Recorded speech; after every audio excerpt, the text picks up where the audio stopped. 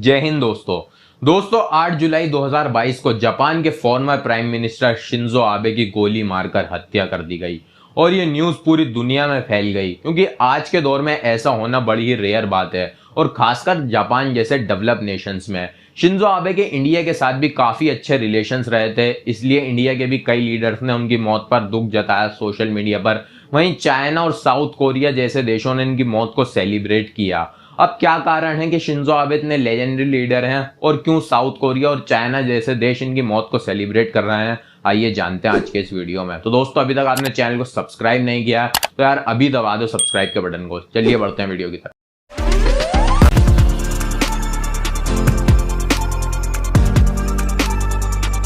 Shinzo Abe Japan की liberal domestic party के leader थे और वो अपने एक पॉलिटिकल कैंडिडेट को प्रमोट कर रहे थे क्योंकि कुछ ही टाइम में इलेक्शन होने वाले थे।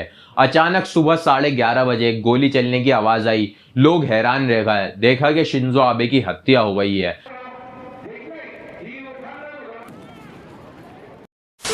इसमें देखने वाली बात यह है कि शिंजो आबे की सिक्योरिटी टीम वहीं मौजूद थी, लेकिन इसके बावजूद भी वहां कोई बैरियर्स या चेकअप्स नहीं थे। वो मर्डर काफी पास आ गया था शिंजो के और उसने अपनी हैंडमेड गन से शिंजो आबे को शूट कर दिया। इसके बाद वो मर्डरर वहां से भाग भी नहीं पाया। सिक्योरिटी ऑफिशियल्स ने उसे वहीं पकड़ लिया और अब वो पुलिस कस्टडी में है। इस आदमी को आइडेंटिफाई कर लिया गया है, ये एक जापानीज रेजिडेंट ही है और इसका नाम है तेत्सुया यामागामी और ये जापानीज नेवी में भी काम कर चुका है। और सबसे अजीबोगरीब बात तो यह है कि इसका कहना है कि इसका शिंजो को मारने के पीछे कोई पॉलिटिकल मोटिव नहीं था, इसको उनकी आइडियोलॉजी से कोई प्रॉब्लम नहीं थी। दरअसल इसका असली कारण है कि इस आदमी की जो माँ है उसने किसी रिलीजियस ग्रुप को काफी सारा पैसा डोनेट किया, जिसके बाद वो बैंकरप्ट हो गई और इस ग्रुप को एलिजेडली शिंजो आबे ने प्रमोट किया था। तो पहले तो ये आदमी उस ग्रुप के किसी बड़े लीडर को मारना चाहता था, लेकिन जब ये ऐसा नहीं कर पाया तो इसने शिंजो आबे को टारगेट किया। इस इंसिडेंट को जापान के करंट प्राइम मिनिस्टर ने एड्रेस किया और कहा कि ये इंसिडेंट मैलिशियस और बार्बरिक है, इसे टॉलरेट नहीं किया जा सकता। और दुनिया भर के कई देशों के कई बड़े लीडर्स ने इस इंसिडेंट को दिल दहलाने वाली घटना बताया। हालांकि कुछ चाइनीज नेशनलिस्ट और साउथ कोरियंस इस इंसिडेंट पे खुशी मनाते हुए दिखे, उन्होंने सोशल मीडिया पे कोई दुख जाहिर नहीं किया, लेकिन साउथ कोरियन प्रेसिडेंट ने इस इंसिडेंट को अनएक्सेप्टेबल एक्ट ऑफ क्राइम बताया और चाइनीज स्पोक्सपर्सन ने कहा कि इस इंसिडेंट को चाइनीज जापानीज रिलेशन से एसोसिएट ना किया जाए।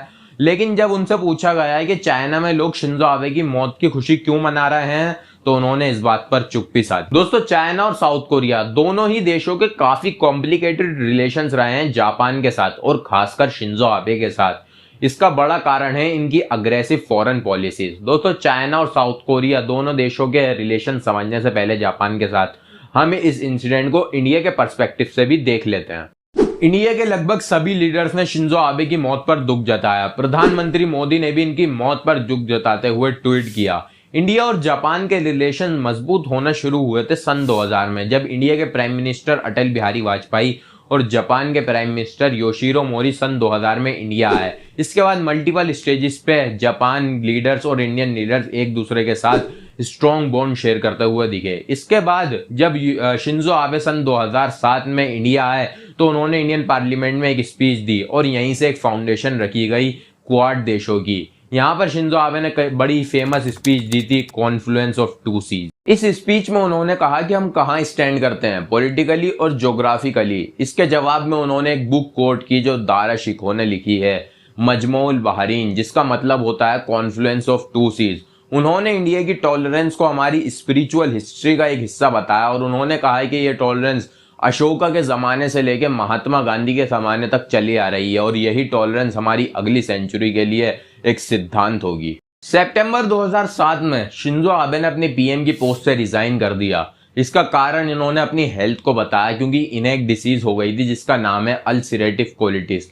लेकिन जब 2012 में ये दोबारा पावर में आए तो 2012 से लेकर 2020 तक इन्होंने 3 बार इंडिया का दौरा किया और ये पहले जापानीज प्राइम मिनिस्टर बन गए जो 2014 में इंडिया के रिपब्लिक डे सेलिब्रेशन में चीफ गेस्ट के तौर पर शामिल हुए। इसके बाद से ही इंडो जापानीज रिलेशन और भी स्ट्रॉन्ग बन जाते हैं क्योंकि इन्होंने एक स्पेशल स्ट्रेटेजी साइन की और ग्लोबल पार्टनरशिप। इसमें बात करी गई civilian nuclear energy act east policy और बुलेट ट्रेन के बारे में। आपको बता दूं कि अहमदाबाद से लेकर मुंबई तक जो बुलेट ट्रेन बन रही हैं वो इसी पॉलिसी का हिस्सा है। साल 2014 में जब पीएम मोदी जापान गए थे तब तक Indo Japan nuclear deal confirm नहीं थी, लेकिन शिंजो आबे की सरकार ने इसे 2016 तक सक्सेसफुली साइन कर लिया और यह तय किया गया है कि ये न्यूक्लियर एनर्जी के पीसफुल यूजेस के लिए काम करेंगे। साल 2017 तक ये एक्ट हरकत में भी आ गया क्योंकि तब इंडिया चाइनीज बॉर्डर पर टेंशन बढ़ने लगी थी। और बात करें क्वाड ग्रुप की तो शिंजो आबे ने क्वाड ग्रुप को रिवाइव करने में भी बड़ा रोल निभाया और नवंबर 2017 तक इसे रिवाइव भी कर लिया गया।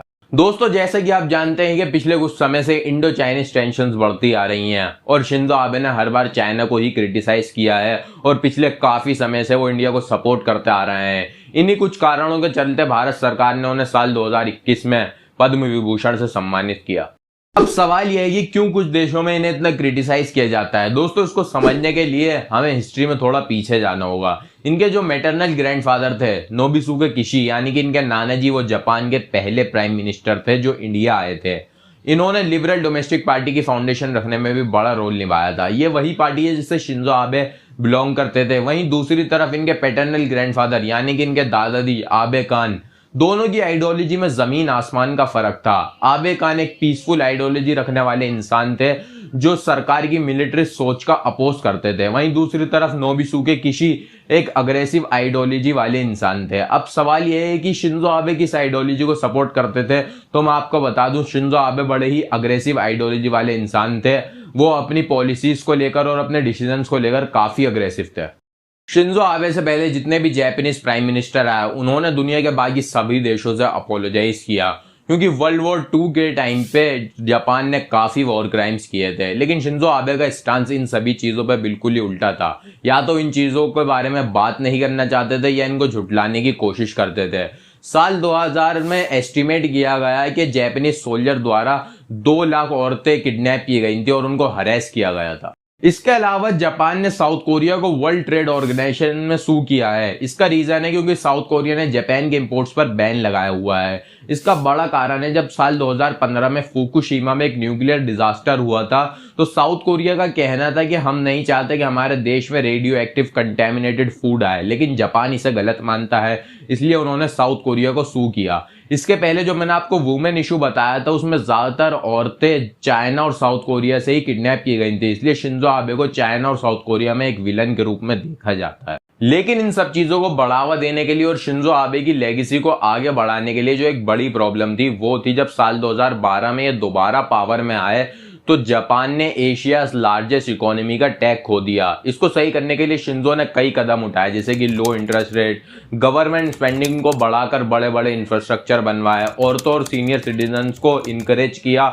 इकोनॉमी में कंट्रीब्यूट करने के लिए। इससे उनकी इकोनॉमी कहीं हद तक तो लाइन पर आ गई, लेकिन इसके कई नुकसान भी हुए, जैसे कि इन्फ्लेशन, वेज ग्रोथ, पर ये ओवरऑल एक सक्सेस थी। तो दोस्तों, ये थी शिंजो आबे की एक लेगेसी।